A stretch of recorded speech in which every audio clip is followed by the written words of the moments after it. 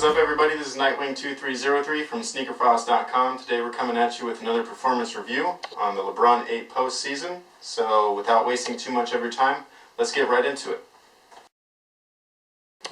So as usual, we're going to start off with the bottom of the shoe and its traction base. It's pretty similar as far as the pattern goes. It's just a little bit different between the V1, V2, and the postseason. The main difference is that the overlapping herringbone here is a lot wider and more dispersed versus the V1 that is a lot much closer together. So there's the two differences there between the V1 and the postseason. This shoe and most shoes nowadays are geared towards a specific type of player. So this is obviously a LeBron James shoe, so it's geared towards players that play like him. Unfortunately, I don't play like him, so I'm a lot smaller than he is. I'm also a completely different position. He's a forward position, whereas I'm a guard position. So a shoe like this just doesn't work for me usually on the traction portion. Being a guard. If you're a forward or even a center, this actually might work perfectly for you. The traction from front to back is absolutely fantastic, just as it was in the version 1. However, I was still having issues with the outrigger due to the lack of traction and this really weird cut here. Again, I still really don't like this, so I'm really hoping that for future shoes that if they keep doing the outriggers, that they put something in there that's not some design, because it just doesn't do the job the way that it should. And then the other portion that I was having an issue with was right here on the ball of the foot, mostly when I was coming around a screen or if I was going to start, and I actually use the outsides of my feet quite often, being a guard. So when I am going around the screen, I'm curling, and this section here, I just kept getting a lot of slippage. I was getting very uncomfortable, I guess you could say, while I was going around those screens. And even when I'm handling the ball, if I'm at the point guard spot and I go to maneuver or do a quick crossover, those quick movements are not keeping me planted on the floor the way that I would in a shoe more oriented towards guards. So for a forward and up, in the position ranks, this shoe would be, pretty much perfect. For me personally, being a guard position, the traction just didn't do it in the areas that I need it to. But I'm not going to say that the traction was awful. It just did not work for me personally. The cushioning on the LeBron 8 postseason is pretty darn good. I will actually give the winning score, I guess you could say, to the version 1 and 2 with the full-length airbag, which is rare for me to say because I'm a Zoom Air fanatic, but we'll just break it down as is. Again, you have Phylon under and over the 360 bag, or actually this isn't even a 360 bag, this is a 180 bag, and in the forefoot here you have Zoom Air all the way across, so it's a full-length Zoom Air bag. Full length just means from left to right. It doesn't mean full length. And so the heel impact and absorption was absolutely fantastic. It felt great. If you have not worn a pair of LeBron 8s yet, you have to go try them on because it's ridiculously comfortable, especially with the extra Phylon underneath the airbag, which makes all the difference in the world in my opinion. The forefoot area with the Zoom Air, I was actually excited to have a Zoom Air Air Max combo. In this particular situation, I actually felt that it wasn't, as nice as it could have been, mostly because of the insole, which is that ortholite stuff, so it's very spongy, and this actually, your foot really sinks into it. So this itself, by itself, is pretty spongy and bouncy already, which kind of canceled out that spongy, bouncy effect that the Zoom Air will give you. So, personally, I actually liked the LeBron 8 V1 and V2 better, due to the fact that they use the same exact insoles, but, because that's where most of your discomfort is coming from, that stepping comfort right when you try on the shoe. It wasn't all bad. It's doing its job. It's absorbing a lot of your forefoot impact and everything like that, and still gives you a little bit more responsiveness than an Air Max bag would. I just couldn't really feel it. It's kind of hard to explain, but I couldn't feel it as much as if there would have been just a regular basic insole in there, where there's more contact between the bottom of your foot and the top of the Zoom Air bag, whereas with an insole like the Ortholite, you have quite a bit of cushioning in between your foot and the Zoom bag, which kind of canceled out the whole thing. But other than that, I thought the cushioning setup was almost perfect. I still would just, I still prefer the V1 and the V2 as far as cushion goes, but you know, it's definitely not a bad idea to have a combo forefoot Zoom and heel Air Max bag. That's how they used to do it in some of the best shoes that's ever been made, primarily the Air Penny line, where they had the heel Air Max bag and the forefoot Zoom Air all the way from the Zoom Penny 1 to, or not Zoom Penny 1, but the Air Max Penny 1 and all the way to the Air Penny 4.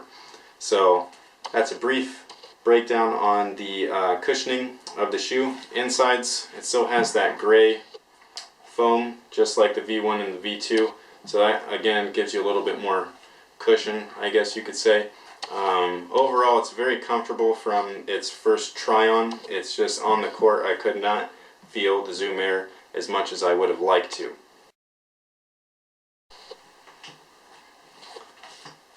So breathability on the shoe is pretty straightforward. You have your fuse composite upper with all of the perforated mesh key areas all the way around the forefoot, on both sides of the side panels, and then around your ankle collar lining area, as well as the full-length inner sleeve that is completely mesh. So breathability on this shoe is a huge upgrade compared to the V1. The V2, it was still pretty good, but the postseasons here, they're just, you know, you can't really beat Fuse upper materials as far as breathability is concerned. In my opinion, it just, I mean, you have huge holes in your shoe. How can that not be better than perforations throughout? Basically, at the end of the night when I take these off, my feet were still, you know, moderately sweaty from playing and everything, but it wasn't nearly as bad as the V1, where it was just, the heat was so contained in there, it was ridiculous. But, you know, that's what it is on the breathability section. Again, it's pretty straightforward. You have your Fuse composite upper with mesh in between everything, so breathability on this shoe, in my opinion, just was not a huge issue. It was actually a non-factor. So breathability, you don't have to worry about it. The shoe basically takes care of itself, and all you have to do is go out there and play. So the entire fit of this shoe, to me, it just wasn't as great as what you found in the V1 and the V2. The main reasons, in my opinion, have been the lack of padding in the heel and collar lining area, which really help contain your foot, especially in the rear section, and then the lack of padding found in the mesh one-piece sleeve all the way into the toe box area. If you have a V1 or V2, slide your hand inside the shoe and kind of feel up on this section of the toe box, and you'll feel a lot more padding than you would in this version here. The fit was okay, you know, it wasn't anything special. The forefoot is where I was having a lot of problems with it. I think that I have a narrow foot because this happens quite often in a lot of the different shoes that I've been wearing lately, where when you lace them up, this is exactly how I took my foot out. I just loosen up the top edge, it laces up here, but this is this bow here is what I've been getting in a lot of the most recent Nike releases as far as their performance line goes. So my forefoot was sliding around quite a bit. I just couldn't contain it. You know, the V1, you had the flywire panel right here. It's still, you know, it provided a good containment on this section, but because there was a little bit of extra padding here from the inner sleeve, I was able to keep my foot contained in there much nicer than in something like this. Materials also have something to do with it, because this is very malleable, it's very flexible, whereas this fuse upper, if you have a pair of fuses, it's very flexible, but it's still kind of stiff at the same time. So this is exactly what my shoe looked like while I was playing in them. I had that nice little bow right in the toe box area, so my forefoot was just not contained as it usually was in the V1. Even with the, the style that they use for the cut around the eyelets, which is, still better than nothing, to kind of help wrap around certain sections of your foot. It just wasn't doing it properly, in my opinion, or on my foot in the forefoot section. So another thing that I wanted to talk about real quick is, because the flywire panels were removed, to me personally, I just didn't feel like that made a huge factor in its fit or performance. Mostly it was just the padding. And in the V1, I actually was able to lace them right here in that top eyelid on the 8 right there. And they were able to fit perfectly. With this particular one, I had to go down a notch just to get my ankle and heel drawn back into the heel cup area to get that nice heel lockdown to help me, secure my foot and prevent a possible ankle injury. So that might not happen with everybody. It might just be my foot shape, but these are the things that I've experienced with the shoe. The fit on this shoe, it just wasn't as great as the previous 2 versions. So take that into consideration. Nothing beats going in and trying on a shoe in person. I understand that a lot of you guys just don't have that opportunity, so hopefully this will give you a decent idea as far as what the fit is going to be like on this shoe.